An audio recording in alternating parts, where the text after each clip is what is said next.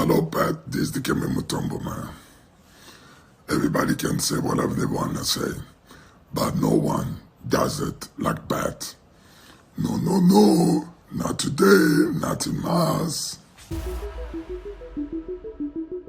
And welcome back to the Fantasy Basketball Show. I'm your host, Pat. Today we're going to be taking a look at sell high targets, so players you want to maybe consider dealing now before the trade deadline or before another circumstance takes place. So we're going to take a look at those. Before we start, make sure to hit that like and subscribe button. It really helps our show out, and you'll keep getting these videos daily as we post them on a daily basis. And check out our Discord also below. Over 1,400 members, one of the biggest fantasy sports Discords out there, an active community. If you have any questions about your team, ask us also in that comment section below. We'll answer every single question as we always do. Now let's dive into this video. So starting us off, we have Bojan Bogdanovic. Bogdanovic is now 33 years old. He's been in the league for quite some time now. It seems a little unusual that it's his 8th year now, and he's just now starting to see his numbers really take off with a career-high 21 points per game and a career-high 2.7 assists per game. Now, the reason why we stress selling high on Bogdanovic right now is because it's becoming increasingly likely that he's going to get dealt before the trade deadline, possibly to the Lakers or to another team. And chances are, if he does get dealt, he's likely not going to be the same lead dog type of player that he is on Detroit that doesn't really have a go-to option in the absence of Cade Cunningham. So what that means is if Bogdanovic gets dealt to another team, chances are he might be a second option or even a third option strictly as just a shooter, which in turn could translate into much lower production than the 21 points per game we're seeing right now, in addition to possibly far fewer minutes than the 31 minutes per game he's seeing right now. So Bogdanovic, our number one sell high candidate. You just don't want to get stuck with him after the trade deadline, not knowing what's going to happen, especially as we move closer to the fantasy playoffs. Another player similar to Bogdanovic, Jordan Clarkson. So he's also having a career year in terms of points per game, where he's averaging a career high 20.6 points per game. He's also having a career high in minutes per game with 32.6 and assists per game with 4.5 career best right there as well. And Clarkson is putting up some absurd numbers for his standards this month. He went from averaging 16 points per game in October to 21 points per game in November, all the way up to 22 points per game in December. So it looks like this number might not be sustainable moving forward, so it might be time now to get rid of him as he's reached maybe his peak in terms of scoring. His field goal percentage has also been on the rise, shooting 40% in October, 46% in November, all the way up to 46% in December. That number also doesn't look sustainable, so now is a perfect opportune time to get rid of Clarkson, especially as much like Bogdanovic, Clarkson might get dealt before the trade deadline, a very likely candidate as the Jazz might be dealing a lot of players. So now is the perfect time to look at trading Clarkson, as he's probably up there with Bogdanovic as a top sell high candidate at this moment. Next, we move to Chris Paul. So hasn't played more than 65 games in 4 of his last 5 seasons. Hasn't played more than 70 games in all of his last 5 seasons. So now is the perfect time to already consider moving Paul.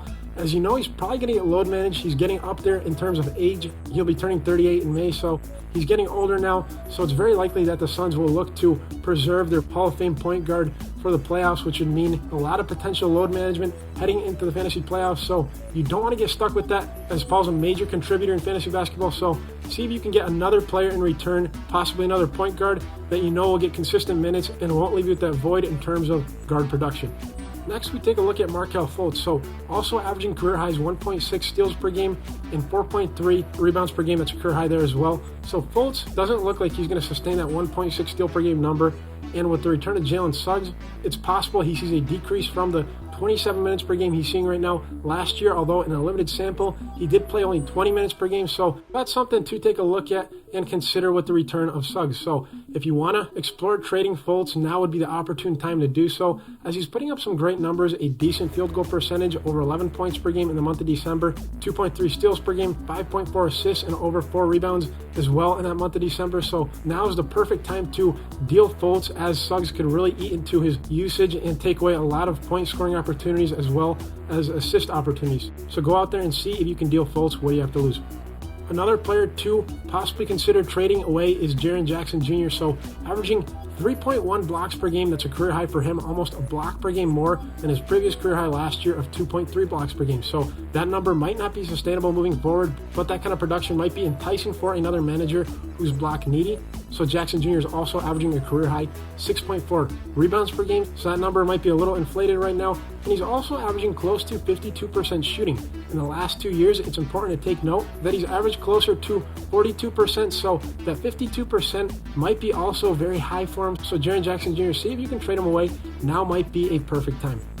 Then we take a look at Zach LaVine, also to get dealt possibly before the trade deadline. So he's averaging 24.5 points per game in the month of December. That number is a lot higher than the 20.5 points per game he averaged in the month before in November. So now might be a perfect time to deal LaVine, as if he does get dealt to another team like the Knicks, for instance, as we're hearing right now from trade rumors, with the Knicks having Julius Randle on the roster, Barrett on the roster, Brunson on the roster. We don't know who's going to get moved if they were traded for LaVine. So don't take any risks. See if you can deal LaVine. Now might be the perfect time to do so, because if you do have to hold him on your roster, that could potentially hurt your playoff chances.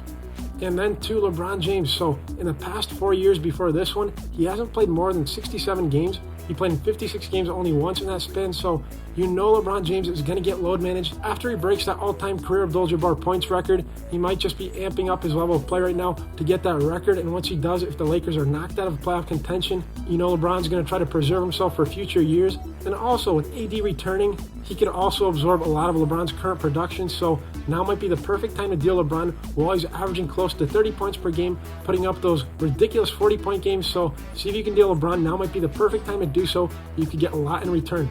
So that does it for this one. Make sure to check out our previous buy low, sell high videos, as well as our stream target videos on a daily basis. Hit subscribe to get them as soon as we post them, with that notification bell on to see as soon as we post them. If you have any questions about your team, don't hesitate. Ask us in the comment section below. We'll answer every single question. We'll see you next time. Not in Mars.